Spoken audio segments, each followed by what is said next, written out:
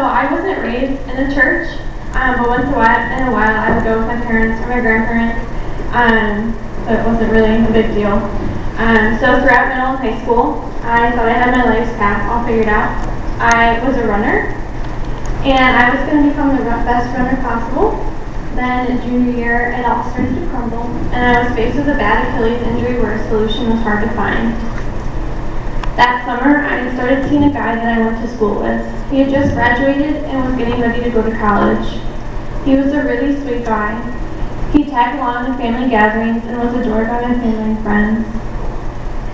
One night in August of 2015, he was invited over, and we had sat outside as my parents went to bed, and he asked me to be his girlfriend. We hung out, chatting and having a good time, until I went to the bathroom. I went to the bathroom and I vividly remember tying my shorts tight. When I came back to the living room, his whole demeanor had changed, and he had this hard look in his eyes as he stared me down. I was frozen and I couldn't move. He held me down, one hand on my waist and the other by my neck. I couldn't talk. I forgot how to breathe as he raped me on my living room floor. And he just left me there when he was done, and the next few days he tried to contact me if he did nothing wrong. A few weeks later, I went into my senior year, and everyone knew what had happened, but no one knew my side. So I just pretended like it never happened, and I shoved my hurt and my feelings deep down until the fall of sophomore year of college. I started to have nightmares about what had happened. And then one night, it was the worst nightmare, and after I woke up, I had an email from Damon saying that what had happened to me had happened to someone else on campus. I felt that if I could have woken up during that nightmare, then it wouldn't have happened. So I stopped sleeping at night because I thought that if I fell asleep, someone else would get hurt. I told my two best friends from high school what had happened, and they suggested I get help. So at the end of winter break my sophomore year, I went to a professional, diagnosed me with PTSD and severe anxiety. And I went to meet with a therapist, helped a lot, but something still wasn't right. So spring break came, and I felt this emptiness from within me. So I slept with a couple guys, hoping that it would make me feel better. Because ever since coming to college, I was seeking validation from different guys, but it made me feel worse and even emptier than before. So I came back from spring break, and I see this flyer. And it's about Cruz. If you could ask God one question, what would it be? I don't know why, but I ended up going. Someone probably threw an egg at me. So I went there, and this girl, she spoke last year. She just comes up to me, and she's interested in getting to know me. And so I stayed for the entire thing. I went until 11:30, usually a lot past my bedtime, but I stayed. And so afterwards, we exchanged numbers, and we planned to meet up after Easter break.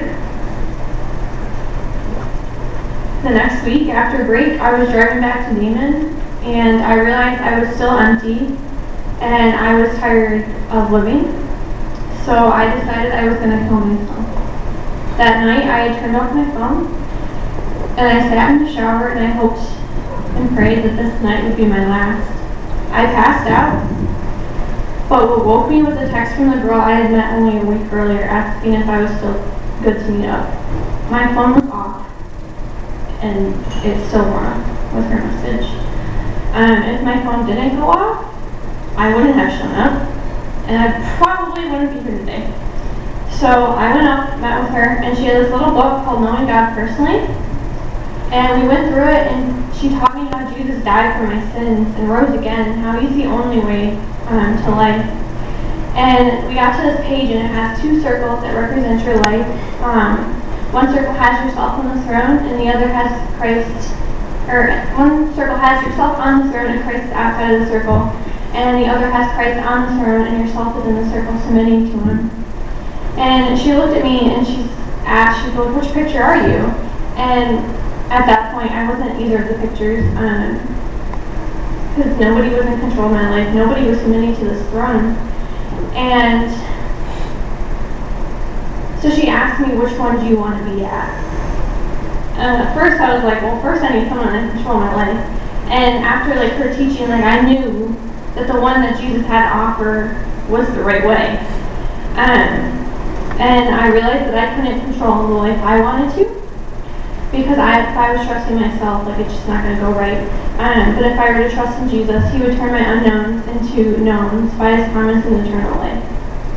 So something I've said, everything on April 5th, 2018, showed me that I wanted to live, not just for me, but live my life for God. And I continually read God's Word and seek validation from Christ. Now that I know through Christ I'm loved and I've been forgiven even in the times that I feel unworthy. And now here I am, a year and a month later. I'm a Cru leader. I was baptized last month.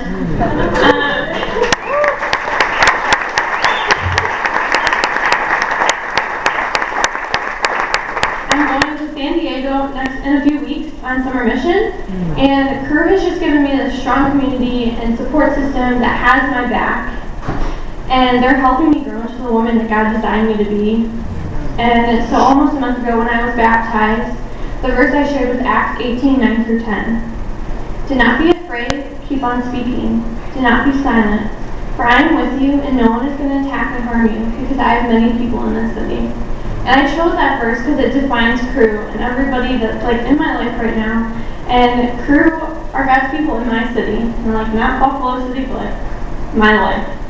And God has just surrounded me with these awesome people from Cru, and I can't imagine my life without them. And I hope and pray that within my remaining year at Damon, that freshmen can come in and I can follow God's Word, and I can reach out to them and help them guide them.